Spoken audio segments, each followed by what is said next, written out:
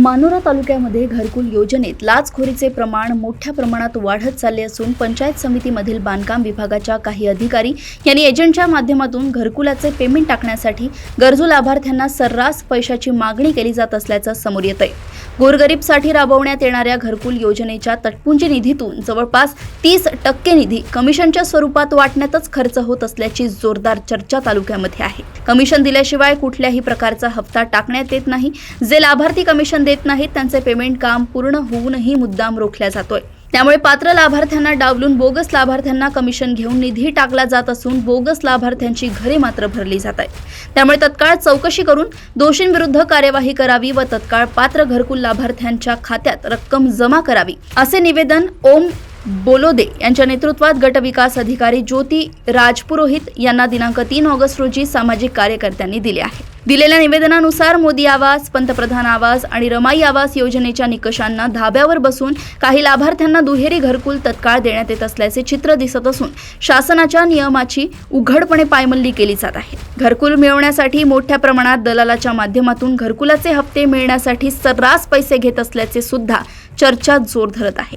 या प्रकारामुळे शासनाच्या निधीचा मोठ्या प्रमाणात गैरवापर होत असल्याची गंभीर बाब समोर येत आहे। या सर्व प्रकारात अधिकारी व कर्मचारी आणि दलालांच्या संगणमताने दुहेरी घरकुल मंजूर करणे व पात्र लाभार्थ्यांनी कमिशन दिले नाही तर निधी हप्ते न टाकणे हे प्रशासनाचे नाकर्तेपणाचे लक्षण नव्हे का असा प्रश्न उपस्थित होत आहे।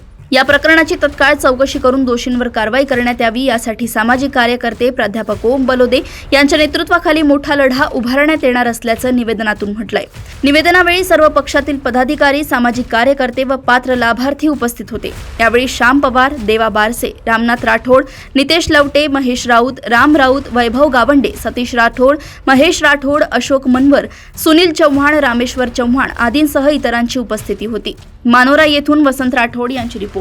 सामान्य गरीब जनतेसाठी राबविले जाते, परंतु जो निधी तटपुंजा निधी या योजनेअंतर्गत येतो त्यावर सुद्धा येथील कर्मचारी आणि अधिकारी यांच्या संगनमताने दलालाच्या माध्यमातून मोठ्या प्रमाणात पैसे घेतल्याशिवाय हे लोक या गरीब जनतेचे हप्ते निधी वाटप करत नाहीत। म्हणून या गोष्टीला कुठेतरी अंकुश लागला पाहिजे आणि या हरामखोरांनी हे पैसे घेणे बंद केले पाहिजे।